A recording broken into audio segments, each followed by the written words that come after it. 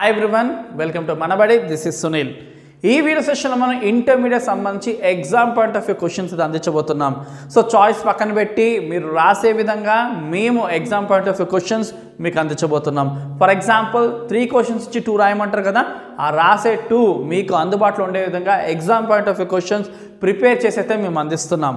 And ఉట్టి క్వశ్చన్సే కాదు, next మన ఛానల్ నుంచి ఎక్స్ప్లెనేషన్స్ కూడా అందించబోతున్నాం. కాబట్టి ఖచ్చితంగా ఛానల్ సబ్స్క్రైబ్ చేసుకోండి. అండ్ మీకు ఐపీతో పాటు ఖచ్చితంగా ఎంసెట్ జేఈఈ మెయిన్స్ కూడా సంబంధించి వీడియోస్ అన్ని మన ఛానల్ నుంచి అందిస్తాం. కాబట్టి సబ్స్క్రైబ్ చేసుకోండి, మీ ఫ్రెండ్స్కి కూడా మన ఛానల్ షేర్ చేయండి.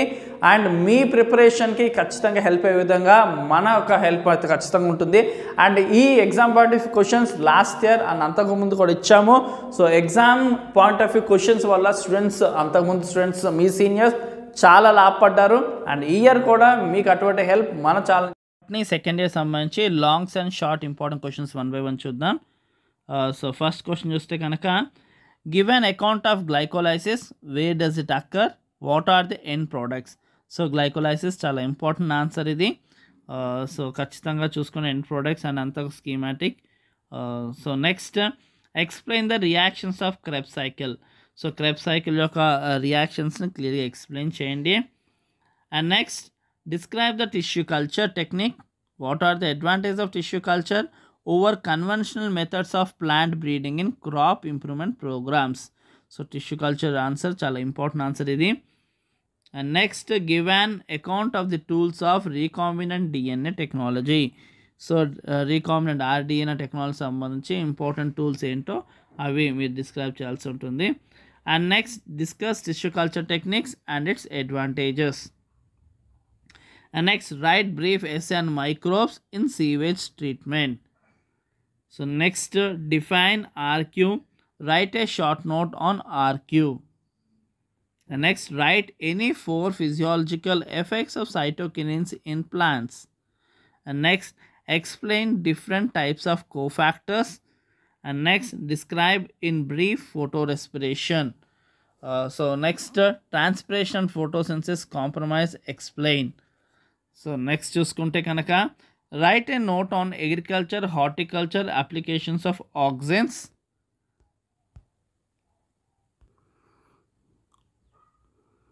సో ఇది ఇంపార్టెంట్ ఆన్సర్. అండ్ మీకు ముఖ్యంగా చెప్పాలంటే లాంగ్ సంబంధించి ఒక 3 పేజెస్ వరకు మినిమం ఉండేది చూసుకోండి. అండ్ షార్ట్స్కి వచ్చేసి ఒక 8 to 10 పాయింట్స్ అయితే మినిమంగా ఉండేటట్టు చూసుకోండి. అండ్ మీకు zoology, botany and physics, chemistry అన్ని సబ్జెక్ట్స్ సంబంధించి కూడా మన ఛానల్లోనే ఎక్స్పెక్టెడ్ పేపర్స్ ఉన్నాయి. ఖచ్చితంగా చూడండి, ప్లేలిస్ట్ చూడండి, మీ ప్రిపరేషన్కి అవి చాలా హెల్ప్ అవుతాయి. అండ్ నెక్స్ట్ చూసుకుంటే, explain the incomplete dominance with example. Incomplete dominance అంటే ఏంటి, దాని ఎగ్జాంపుల్తో మీరు రాయాల్సి ఉంటుంది. సో ఆన్సర్ని క్లియర్ చూసుకోండి. And next, mention the advantages of selecting P plant for Mendel experiment. ఇది చాలా ఇంపార్టెంట్ ఆన్సర్ ఇది, అండ్ చాలా ఈజీ కూడా. And next, right the important features of genetic code. So ఇది కూడా జెనెటిక్ కోడ్ చాలా ఈజీగా ఉంటుంది, అండ్ దాని ఫీచర్స్ని ఎక్స్ప్లెయిన్ చేయాల్సి ఉంటుంది మీరు. And next, give a brief account of pest resistant plants. So pest resistant plants, ఈ యొక్క ప్లాంట్స్ సంబంధించి బ్రీఫ్గా డీటెయిల్స్ రాయండి. Next, what are the differences between DNA and RNA. చాలా easy answer, DNA and RNA answers. So వీటికి సంబంధించిన differences ఏంటి అని రాయాలి. మినిమం ఒక 8 పాయింట్స్ ఉండేట్టు చూసుకోండి, అది మీకు ఫుల్ మార్క్స్ వచ్చే అవకాశం ఉంటుంది. Next, write briefly on nucleosomes. So nucleosomes అంటే ఏంటి, వాటి గురించి క్లియర్గా రాయండి. Define and design a test cross. So test cross గురించి డీటెయిల్స్ రాయాల్సి ఉంటుంది. And next, define and design test cross. So important answer is చూసుకోండి. Next, what is ICTV and how are virus named. So ICTV అంటే ఏంటి and వైరసెస్ని ఎలా name చేయడం జరుగుతుంది అనే డీటెయిల్స్ రాయాల్సి ఉంటుంది. And next, right short note on seed dormancy. And seed dormancy అంటే ఏంటి కొన్ని పాయింట్స్ రాయండి. Next, how many types of RNA polymerases exist in cells. And next, list out the beneficial aspects of transgenic plants. చాలా ఈజీగా ఉంటుంది and చాలా సింపుల్గా వస్తుంది. ఈ ఆన్సర్.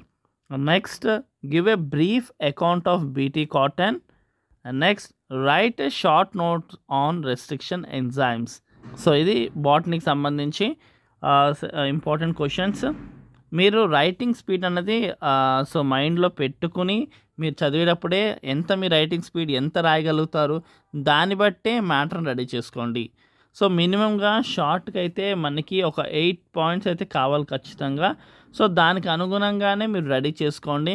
అండ్ డయాగ్రామ్స్ ఎక్కడైతే వేయాల్సి ఉంటుందో ఖచ్చితంగా అక్కడ డయాగ్రామ్స్ మెన్షన్ అయితే చేయండి. లేబులింగ్ ముఖ్యంగా చాలా నీట్గా వేయడానికి ట్రై చేయండి. సో లేబులింగ్ అండ్ డయాగ్రామ్ బట్టి మార్క్స్ అనేది వేయడం జరుగుతుంది. థియరిటికల్ క్వశ్చన్కి తక్కువ ఆస్కారం ఉంటుంది పట్టించుకోవడానికి. ఎక్కువ డయాగ్రామ్ మీద ప్రొజెక్ట్ చేసుకుంటూనే మనకు మార్క్స్ వేయడం జరుగుతుంది. కాబట్టి దాని మీద మీరు ఫోకస్ చేయడానికి ట్రై చేయండి. సో దాట్ మీకు ఫుల్ మార్క్స్ వచ్చే అవకాశం అయితే ఎక్కువ ఉంటుంది.